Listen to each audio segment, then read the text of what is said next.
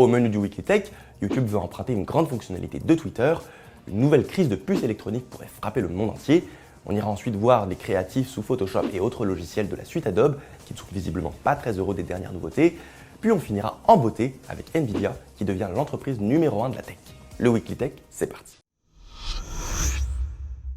YouTube, la plateforme de partage de vidéos la plus populaire au monde, veut explorer une nouvelle façon de garantir la clarté et l'exactitude des informations diffusées sur son site. Dans cette optique, YouTube introduit une nouvelle fonctionnalité baptisée Notes, permettant aux spectateurs d'ajouter des informations contextuelles aux vidéos. Cette idée vise à clarifier si une vidéo est une parodie ou si elle contient des images anciennes présentées comme un événement actuel par exemple. La fonctionnalité de Notes est actuellement en phase de test et seul un nombre limité de contributeurs éligibles peuvent rédiger des notes pour le moment. Et ces notes, une fois jugées utiles, apparaîtront dans une petite boîte sous la vidéo concernée. Pour garantir la qualité des contributions, des évaluateurs tiers se chargeront de noter l'utilité des notes. YouTube utilisera ensuite ces notes pour améliorer son système d'évaluation au fil des semaines et des mois à venir. L'objectif de cette fonctionnalité est de combattre la désinformation sur la plateforme. Par exemple, comme je le disais, une vidéo présentant des images anciennes, comme un événement actuel, pourrait être accompagnée d'une note expliquant le contexte réel des images. Pour l'instant, cette fonctionnalité est uniquement disponible en anglais et réservée aux utilisateurs mobiles aux États-Unis. YouTube espère que l'introduction des notes à un public plus large augmentera la transparence, mais reconnaît également le risque de voir apparaître des erreurs ou des informations non pertinentes. La nouvelle fonctionnalité de notes sur YouTube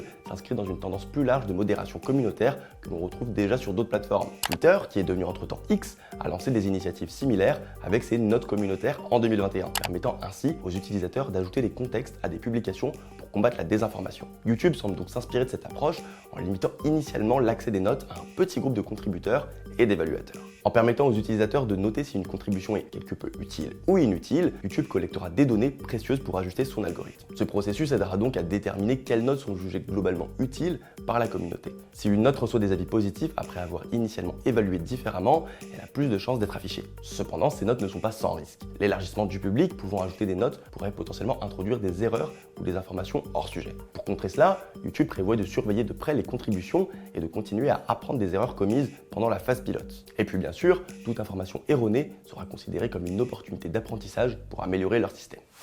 Aujourd'hui, tous nos produits électroniques sont équipés de puces qui permettent de faire différents calculs. Il existe aujourd'hui seulement quelques entreprises capables de produire de telles puces et pour le coup, c'est vrai qu'il faut un savoir-faire assez particulier. La plus grande entreprise au monde reste TSMC, une société taïwanaise qui s'occupe notamment des produits Apple, Nvidia ou encore AMD. La Taiwan Semiconductor Manufacturing Company est devenue un monstre dans l'industrie et de plus en plus d'entreprises tech font entièrement confiance à leur savoir-faire. Mais il y a une chose qui était assez difficile à prévoir, surtout pour une entreprise comme TSMC qui dépend littéralement et entièrement de ressources naturelles limitées. En effet, le boom de l'intelligence artificielle demande à l'entreprise d'être encore plus productive pour tous les produits qui vont débarquer dans les années à venir, voire dans les mois à venir. Vous avez peut-être entendu parler de Copilot+, la nouvelle IA de Windows pour nous aider à naviguer sur notre ordinateur. Eh bien, on doit tous ces progrès à TSMC puisqu'ils produisent les puces IA d'AMD et Qualcomm pour la Snapdragon X Elite.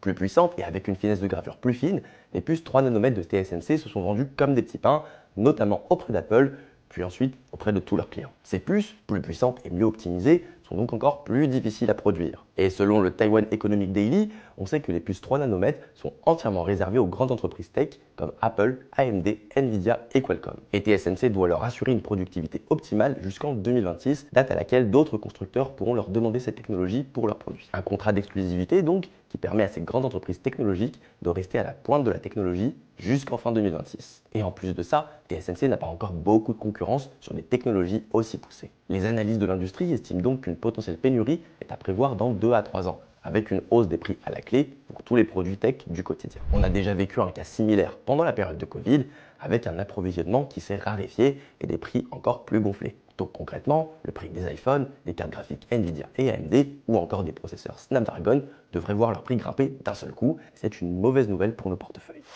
Récemment, Adobe a fait face à une vague de critiques suite à des modifications de ses conditions de service. Les utilisateurs ont donc exprimé leur colère et leur frustration envers Adobe, accusant l'entreprise d'utiliser leurs travaux sans leur consentement pour entraîner ces algorithmes d'intelligence artificielle. Cette situation a déclenché une tempête chez les créateurs et une profonde crise de confiance. Le point central de la controverse réside avant tout dans l'interprétation des nouvelles conditions de service. Initialement, beaucoup ont compris que Adobe réservait le droit d'utiliser les contenus stockés localement ou dans le cloud par les utilisateurs pour former ses propres modèles d'IA. Cette perception a suscité une levée de bouclier parmi les créatifs qui dépendent entièrement des outils Adobe pour leur travail quotidien. Adobe a donc réagi en clarifiant leur position. Dans un communiqué, l'entreprise a annoncé une révision des conditions de service pour préciser explicitement que les contenus des utilisateurs, qu'ils soient stockés localement ou dans le cloud, ne seraient pas utilisés pour entraîner des modèles d'IA génératives. Cette précision, selon Scott Belsky, directeur de la stratégie chez Adobe, ne constitue pas un changement de politique, mais une clarification nécessaire. Je cite, « Nous avons toujours eu cette politique, mais nous l'avions jamais formulée de manière explicite. » Cependant, cette clarification n'a pas entièrement apaisé les inquiétudes. Un point particulier reste controversé. Les contenus soumis à la plateforme Adobe Stock peuvent toujours être utilisés pour entraîner Adobe Firefly, l'outil d'IA de l'entreprise. Cette exception a alimenté la méfiance des utilisateurs,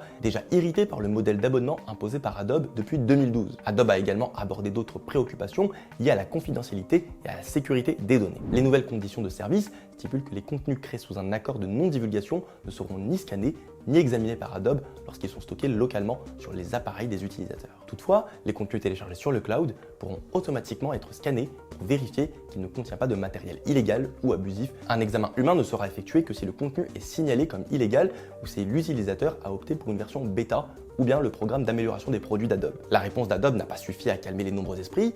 De nombreux utilisateurs voient la situation comme une goutte d'eau qui fait déborder le vase, une exacerbation de frustration accumulée depuis des années. La transition forcée vers un modèle d'abonnement en 2012 est souvent citée comme un tournant négatif dans la relation entre Adobe et ses clients. Beaucoup regrettent encore l'ancien temps où on pouvait acheter une licence perpétuelle pour des logiciels plutôt que devoir payer des frais d'abonnement récurrents. Le mécontentement des utilisateurs a également attiré l'attention des autorités fédérales. Le département de la justice des États-Unis a récemment intenté une action en justice contre Adobe, accusant l'entreprise de dissimuler des frais d'annulation élevés et de rendre le processus de résiliation des abonnements inutilement compliqué.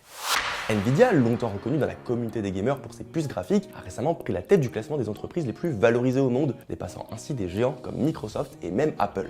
En juin 2024, Nvidia a franchi la barre des 3000 milliards de dollars de capitalisation boursière, une montée en flèche qui témoigne de son rôle central dans le boom récent de l'intelligence artificielle. Depuis la fin de 2022, les actions de Nvidia ont été multipliées par 9, une progression spectaculaire qui coïncide avec l'émergence de l'IA générative.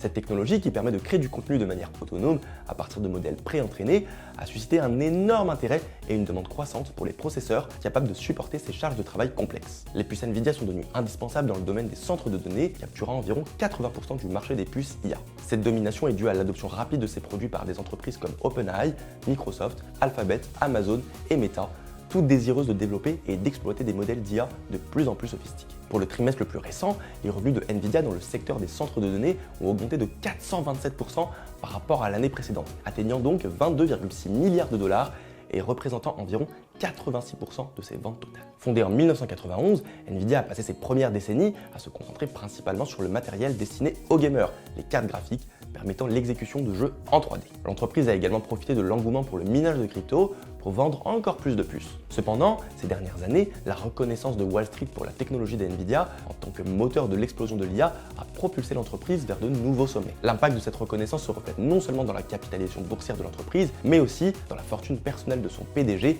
Jensen Huang, qui est désormais estimé à 117 milliards de dollars, le plaçant donc au 11e rang des personnes les plus riches au monde. Un des grands concurrents technologiques de Nvidia reste tout de même Microsoft, avec une capitalisation boursière de 3320 milliards de dollars. L'entreprise a également bénéficié du boom de l'IA, notamment grâce à son investissement significatif dans OpenAI. L'intégration des modèles d'IA de cette startup dans des produits clés tels que Office et Windows a renforcé la position de Microsoft dans le domaine de l'intelligence artificielle. Et ironiquement, Microsoft est l'un des plus gros acheteurs de processeurs graphiques Nvidia pour son service cloud Azure. L'entreprise de Bill Gates a récemment lancé une nouvelle génération d'ordinateurs portables conçus pour exécuter ces modèles d'IA appelés Copilot+. L'engouement pour cette nouvelle fonctionnalité a contribué à une hausse de 20% des actions de Microsoft depuis le début de l'année. Et l'ascension de Nvidia en tant que l'entreprise la plus valorisée aux États-Unis est un développement relativement récent. Pendant plusieurs années, ce titre était échangé entre Apple et Microsoft. L'essor de Nvidia a été si soudain que l'entreprise n'a pas encore été ajoutée à l'indice Dow Jones qui regroupe les 30 entreprises les plus précieuses des États-Unis. Le Weekly Tech, c'est fini pour cette semaine. On se retrouve bientôt pour la suite.